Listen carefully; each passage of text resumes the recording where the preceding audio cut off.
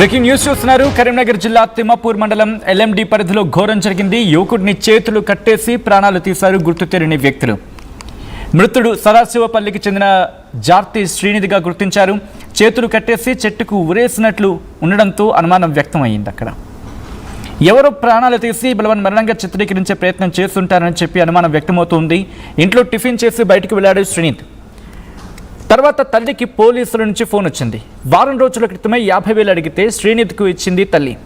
2 ఏళ్ల క్రితమే భర్తను పోగొట్టుకుంది శ్రీనిధి తల్లి. ఇప్పుడు కొడుకు కూడా కావడంతో కన్నీరు మున్నీరుగా విలపిస్తూ ఉంది ఆ తల్లి. ఇటీవలే ఈ మధ్యనే డిగ్రీ పూర్తి చేశాడు శ్రీనిధి.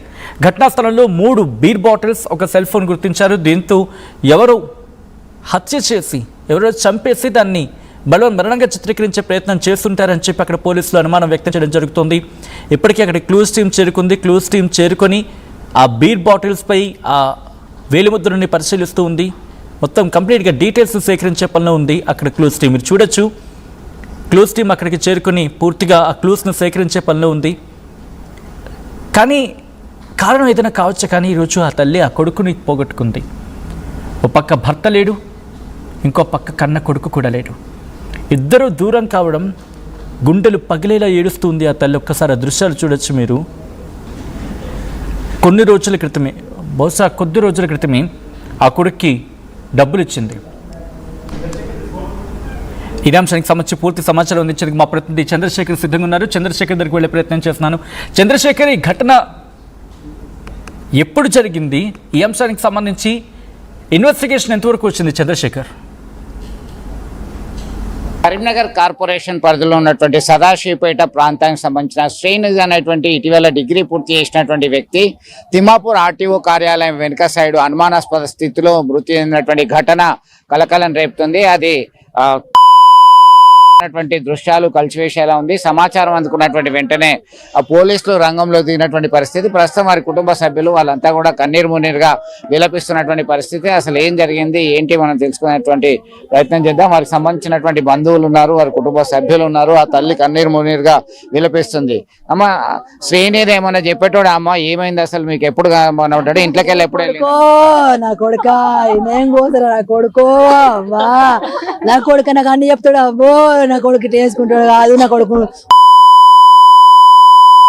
బలవంతంగా మేము ఉండలేము అవ్వా, బతకవా దేవుడా, వాడు బతకవా. ఓ కొడుక నన్ను వారం కింద నన్ను 50,000 అడిగిండు. అమ్మ, నాకు అవసరం ఉన్నాయి అమ్మ. ఏమవసరం కొడుక అని అన్న. అమ్మ, నేను కావాలి, పైసలు అన్నాడు. నాకు పైసలు అద్దరు కొడుకు, నువ్వే కావాలని 50,000 చూడండి ఎవరికి చెప్పలే. కొడుక ఆ రోజు మొత్తం బాధ కొద్దిగా ఉన్నాడు. కొడుక నిన్న పొద్దుగాల మంచిగా ఉన్నాడు. ఉప్మా తిన్నాడు నా కొడుకు. బయటకి ఏంటి కాతం ఫోన్ చేస్తే రావటం లేదు. ఫోన్ స్విచ్ ఆఫ్ తేడున్నాడు. పొద్దుగా అత్తరు కదా నా కొడుకు అనుకో. నేనేం చేస్తా కొడుకో, ఎట్లా బతకాల కొడుకో, నాకు ఒకడే కొడుకు. నీ పానం ఇంట్లోకి వెళ్ళి ఎప్పుడు వెళ్ళండి అమ్మా? నిన్న 10 గంటలకు వేయండి కొడుకు. నైట్ పట్టి షర్ట్ వేసుకొని వేయండి. అట్లా పోతానంటే వాడు బట్టలు మంచి చేసుకొని పో కదా. హెల్మెట్ పెట్టుకోమంటే రోజు హెల్మెట్ పెట్టుకొని పోలేదు. అన్నం తినలేదు నా కొడుకు. ఉప్మా తిన్నాడు పోయిండు. పైసలు పట్టుకొని పోతే నేను అనుకున్నా వానికి ఏమవుతుందో పట్టుకొని వేయండి కావచ్చు. నాకు చెప్తాడు కదా వాడికి, వానికి ఎంత ట్యాంక్షన్ ఉందో. వాడు నాకు ఏం చెప్తానే లేడు. అడిగితే నాకు పైసలు కావాలి, నేను కావాలంటే పైసలు నా కొడుకే కావాలని అప్పటికి నవ్వుకున్నా. నాకేం చెప్ప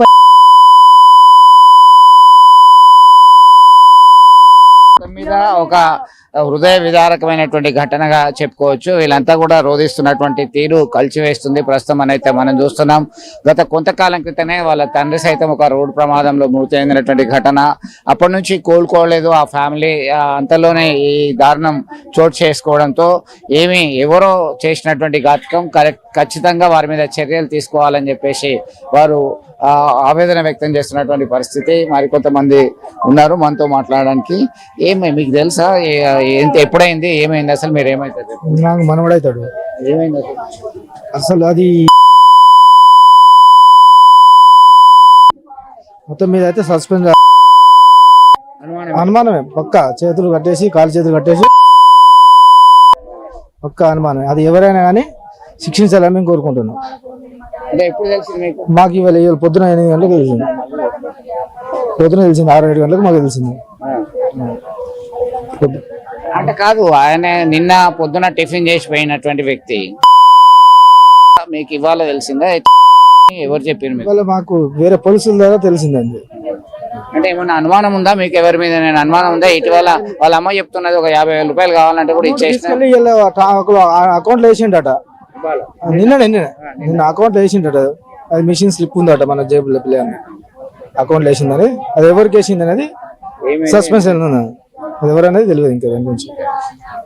మొత్తం మీద చలాకీగా ఉండే వ్యక్తి, డిగ్రీ పూర్తి చేసుకున్నటువంటి వ్యక్తి ఇటీవల కాలంలోనే మరి ఎందుకు అమ్మని గత కొంతకాలం క్రితమే 50,000 అడిగితే తీసుకెళ్లినటువంటి పరిస్థితి, ఎవరికో డిపాజిట్ చేసినటువంటి పరిస్థితి ఉంది. ఖచ్చితంగా ఇది బలవన్మరణానికి పాల్పడ్డారా లేదంటే ఎవరైనా ఈ చేతులు కట్టేసి అనేటువంటి కోణంలో పోలీసులు దర్యాప్తు చేయాలి, మాకు న్యాయం చేయాలనేటువంటి పరిస్థితిపై వారు ఆరాధిస్తున్నటువంటి విషయము. మొత్తం మీద శోక సముద్రంలో మునిగిపోయారు వారి కుటుంబ సభ్యులంతా కూడా. వారి మిత్రులు సైతం ఇక్కడ చేరుకున్నారు. చాలా జాలిగా ఉండేటువంటి వ్యక్తి, అంత పిరికివాడు కాదు, అసలు బలవన్మరణానికి పాల్పడేటువంటి పరిస్థితి లేదు. ఉన్నంతలో చాలా స్థితివంతమైనటువంటి కుటుంబం. ఒక్కడే ఆ కుటుంబానికి ఒక్కడే దిక్కుగా ఉన్నాడు. ఆ సోదరి ఉంది, ఆయనే మొత్తం నిర్వహిస్తాడు కుటుంబ వ్యవహారాలంతా కూడా. ఈ చిన్నతనంలోనే ఎలాంటి కష్టం వచ్చింది, ఎవరు ఈ ఘాతకానికి పాల్పడ్డారు, ఖచ్చితంగా చర్యలు తీసుకోవాలని చెప్పి డిమాండ్ చేస్తున్నటువంటి పరిస్థితి మనం గమనించవచ్చు. వీడియో జర్నలిస్ట్ సుమంత్తో కలిసి చంద్రశేఖర్, RTV, కరీంనగర్ నుంచి. రైట్, అది ఆ కుటుంబం కన్నీరు మున్నీరుగా వెలిపిస్తూ ఉంది.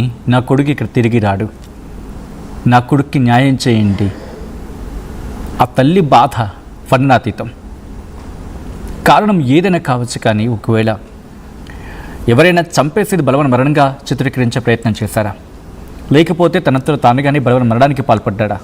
ఆ ఘటనా ప్రదేశంలో బీర్ బాటిల్స్ దొరకడం ఇప్పుడు ఈ ఘటనకు సంబంధించి మరింత తీవ్రతను అద్దం పడుతూ ఉంది. కరీంనగర్ జిల్లా తిమ్మాపూర్ మండలం LMD పరిధిలో ఘోరం జరిగింది. యువకుడిని చేతులు కట్టేసి ప్రాణాలు తీశారు గుర్తు తెలియని వ్యక్తులు. మృతుడు సదాశివపల్లికి చెందిన జార్తి శ్రీనిధిగా గుర్తించారు. చేతులు కట్టేసి చెట్టుకు ఉరేసినట్లు ఉండడంతో అనుమానం వ్యక్తమవుతుంది. ఎందుకంటే చేతులు కట్టేసిన తర్వాత తనకి తను ఎలా బలవన్మరణానికి పాల్పడతాడు? అది ఎక్కడ పొంతను కుదరటం లేదు కదా. అంటే ఎవరు ప్రాణాలు తీసేసి అది బలవన్మరణంగా చిత్రీకరించే ప్రయత్నం చేశారు అని ఇప్పుడు గట్టిగా అనుమానం బలం చేకూరుతోంది. అయితే ఏం జరిగింది? అయితే ఇంట్లోంచి టిఫిన్ చేసి బయటకు వెళ్ళాడు శ్రీనిత్. తర్వాత తల్లికి పోలీసు నుంచి ఫోన్ వచ్చింది, ఇక లేడు అని చెప్పి. వారం రోజుల క్రితమే 50,000 రూపాయలు అడిగితే శ్రీనిత్కు తల్లి ఇచ్చిందంట. కారణం ఏంటి, ఎందుకు ఇచ్చింది అది ఇంకా డీటెయిల్గా తెలియాలి. అయితే 2 ఏళ్ల క్రితమే భర్తను కోల్పోయింది శ్రీనిత్ తల్లి. ఇప్పుడు కొడుకు కూడా దూరం కావడంతో ఆ తల్లి కన్నీరు మున్నీరుగా వెలిపిస్తూ ఉంది. ఈ మధ్య డిగ్రీ పూర్తి చేశాడు శ్రీనిత్. ఘటనా స్థలంలో 3 బీర్ బాటిల్ దొరకడం, సెల్ ఫోన్ కూడా గుర్తించడం, వాటిని బేస్ చేసుకొని పోలీసులు ఆ తల్లికి ఇన్ఫర్మేషన్ పాస్ చేయడం జరిగింది. ఎంత దారుణం కదా. కారణం ఏదైనా కావచ్చు. అసలు 50,000 రూపాయలు ఎందుకు ఇచ్చింది? కొడుకు అడిగితే సాధారణంగా బైక్కో లేకపోతే సెల్ ఫోన్కో. ఈ మధ్య యూత్ దాదాపుగా అటువైపు కదా మొగ్గు చెప్పేది. లేకపోతే ఏమైనా కోర్సెస్ నేర్చుకోవడానికి అఫ్కోర్స్ ఉన్నాయి, ప్రైసెస్ బట్టి కోర్సెస్ ఉన్నాయి. బట్ అంతవరకు ఉంటుందా? లేకపోతే ఎవరికైనా అప్పిచ్చే ప్రయత్నమా? లేకపోతే